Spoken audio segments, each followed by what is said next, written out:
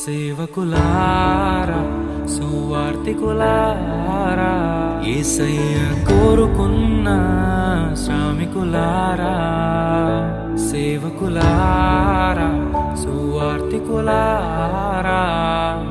మీ మాదిరికై వందనము ఉన్నత పనికై మమ్మును పిలచిన దేవా మా కొరకై నీ ప్రాణం అర్పించితివి నీలో నిలచి ఉండుటే మా భాగ్యము నీ కొరకై జీవించెదము సేవకులారా సువార్తికులారా యేసయ్య కోరుకున్న శ్రామికులారా సేవకులారా సువార్తికులారా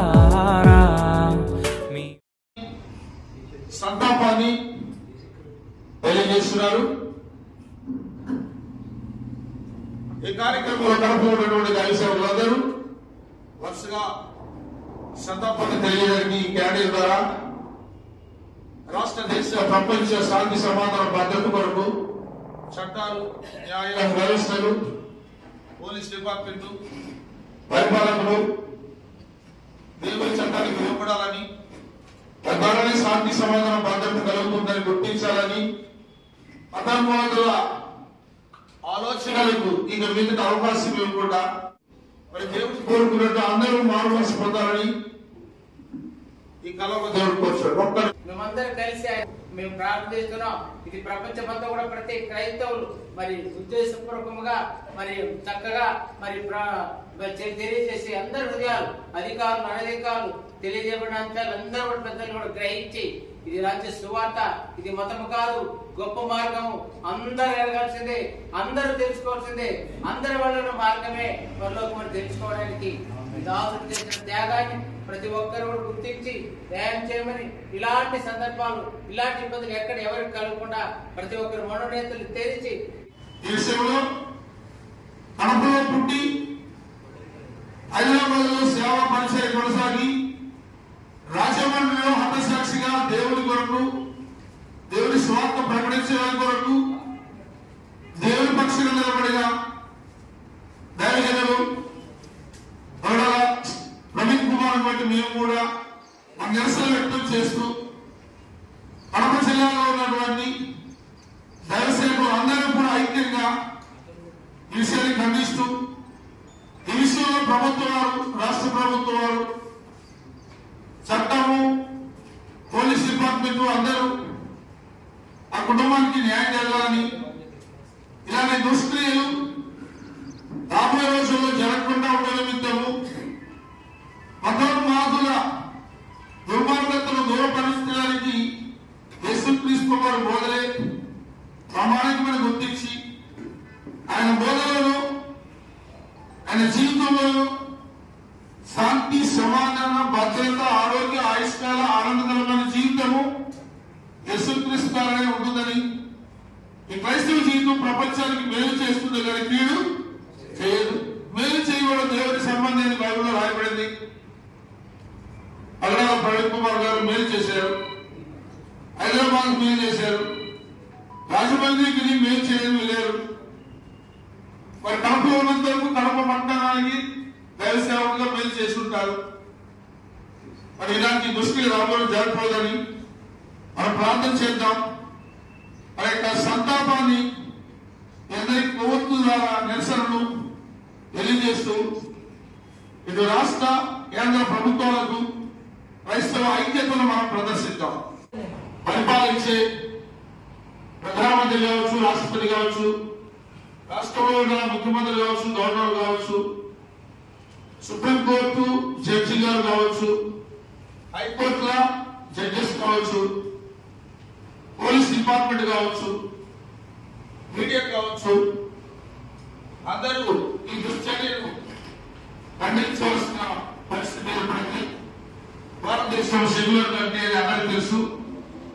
అయినప్పటికీ ఐపీసీ ప్రకారం కొన్ని విషయాల్లో వ్యతిరేకంగా రాష్ట్రాలు కావచ్చు, దేశం పరిపాలన కావచ్చు కొనసాగడం సరైన ఆలోచన కాదు.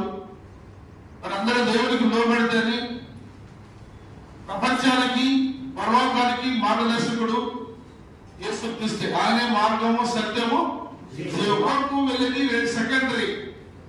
కానీ భూనివాస జీవితము శాంతి సమాధానం భద్రత ఆశీర్వాదకరమైన జీవాన్ని పొందుకోవాలంటే మరి సహోదరుల ఐక్యత కలిగిన ఎంత మేలు ఎంత మనోహరమైన బైబిల్ వాక్యాన్ని బట్టి మరి భారతదేశంలో మనము చిన్న వయసు నుంచి చదువుకున్న భారతదేశంలో వాళ్ళు కూడా సహోదరులు అన్నటువంటి ఆ మాటకు విలువ లేకుండా ఇది దుష్క్రియలు జరుగుతుండడం విచారం. ఒక ప్రార్థన చేసుకుని ఈ యొక్క కార్యక్రమాన్ని మనం ముగించుకుందాం. ప్రార్థన. సర్వోన్నతుడైన మా దేవా, సర్వ సృష్టికర్త, సర్వశక్తిమంతుడా, మీరు సృష్టించిన ఈ భూనివాసంలో ఆదాము నుండి నేటి వరకు కోట్ల మనుషులకు మీరు నరుల నివాస యోగ్యముగా భూలోకాన్ని ఇచ్చారు. ప్రపంచ అభివృద్ధి విస్తరించి భూమిని నిర్మించే మాట ఆశీర్వాదపడ్డారుగా మానవ విస్తరణ 195 దేశాల కంటే ఎక్కువ విస్తరించింది. కోట్ల మంది భూమి మీద విస్తరించినారు. వారందరికీ మీరే తండ్రిగా ఉన్నారు. మిమ్మల్ని తడులను తెలుసుకోవాలని మీరు కోరినారు. అయితే సాతానుడు ఎవరిని మృగులను గర్జించి సింహముల వెతుకుతూ తెలుసు తనకు సమయం వచ్చిందని తెలుసుకుని బహు క్రోధముల వాడై ప్రతి కుటుంబంలో ప్రతి వ్యక్తి ఎవరి జీవితంలో ఆశలకు లోను చేస్తూ శరీరాశ నేత్రాశ జీవపు డంబాలకు లోను చేస్తూ యథార్థ్యం ఎవరి వయసులో అతిక్రమింప చేసి పాపులుగా మార్చి బలహీనులుగా భక్తిహీనులుగా పాపులుగా మీకు శత్రువులుగా మార్చి మీ కుమారులు పుట్టిన వాళ్ళందరూ మీకు శత్రువులుగా మార్చి అపాది కుమారులు అయిపోతున్నారు. ఇలా 3 యుగాల్లో మీ కుమార్తెను పోగొట్టుకున్న వారికి మీ రాజ్యంలో ఉన్న ఆ రాజ్య నివాసాన్ని పోగొట్టుకున్న వారికి తిరిగి అవకాశంగా లోకరక్షణలో యేసుక్రీస్తు ప్రభువుని లోకానికి పంపించారు. ఆయన ద్వారా అందరికీ కొత్త జన్మను అనుగ్రహించిన మా దేవా మిమ్మల్ని స్తుతిస్తున్నాం. ఆయనే మార్గము సత్యము జీవము. ప్రపంచానికి పరలోకానికి వెళ్ళడానికి మార్గదర్శకులుగా క్రీస్తు వచ్చారు.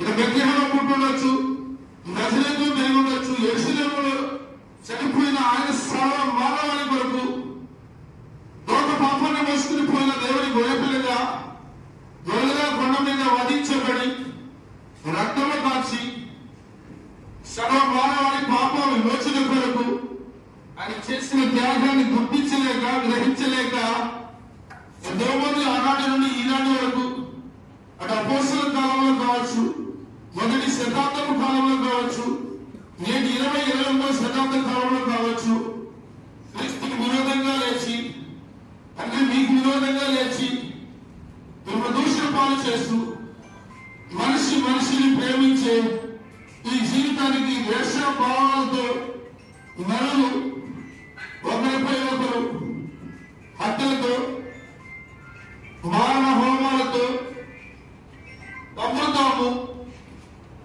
నశింప చేసుకుని అధికంగా దుర్మార్గం పనులు చేసుకుని మనిషిగా తిరిగి తమ కాలాల కంటే ముందుగా చనిపోయేవాడు కొంతమంది అయితే, దుర్మార్గుల మరణం కొంతమంది అయితే, భక్తుల మరణం కొంతమంది ఉంది. ఈ తరంలో కూడా కడపలో పుట్టి హైదరాబాద్ సేవ నిమిత్తం వెళ్ళి రాజమండ్రిలో అంతసాక్షిగా చంపబడ్డాడు దైవజనులు పగడాల ప్రవీణ్ కుమార్ కొరకు మేము ప్రార్థన చేయలేము. కానీ వారి కుటుంబం కొరకు, వారి బంధువుల కొరకు, వారి యొక్క ఆత్మీయుల కొరకు, సంఘము కొరకు, దైవజనులు దుఃఖంలో మునిగిన వారి కొరకు ప్రత్యేక ప్రార్థన చేస్తున్నాం. ఎందుకంటే భూమి మీద ఒక్క క్షణంలో ఆత్మ పరదేశకు గాని పాతాళానికి వెళ్ళిపోయిందని రాయించారు. మరి లోకాన్ని విడిచిన వారికి ఒక సెకండ్ గౌరవించండి.